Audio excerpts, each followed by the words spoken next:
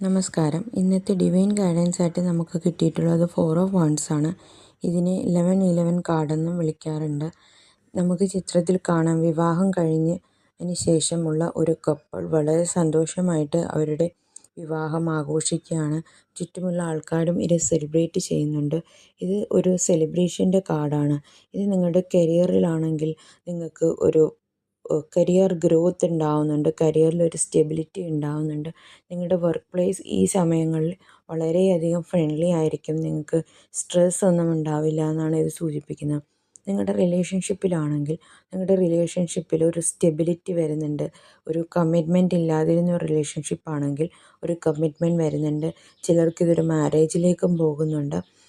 ചിലപ്പോൾ നിങ്ങളുടെ കുടുംബത്തിൽ തന്നെ ചില ആഘോഷങ്ങൾ നടക്കുന്നതായിരിക്കും. ചില ആനിവേഴ്സറി ഫങ്ഷൻസ്, ബർത്ത്ഡേ പാർട്ടീസ്, അങ്ങനെ എന്തെങ്കിലും ആഘോഷങ്ങൾ നടക്കുന്നതായിരിക്കും.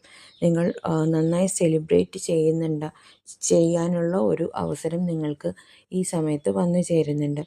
നിങ്ങളുടെ ഫൈനാൻസിലാണെങ്കിൽ നിങ്ങൾക്ക് സാമ്പത്തികമായ ബുദ്ധിമുട്ടുണ്ടായിട്ടുണ്ടായിരുന്നു എങ്കിൽ ഇപ്പോൾ ആ ബുദ്ധിമുട്ടുകളൊക്കെ മാറി നിങ്ങൾക്ക് ഫൈനാൻസിലൊരു സ്റ്റെബിലിറ്റി വരുന്നതായിട്ടാണ് ഇത് സൂചിപ്പിക്കുന്നത്. Thank you. God bless you.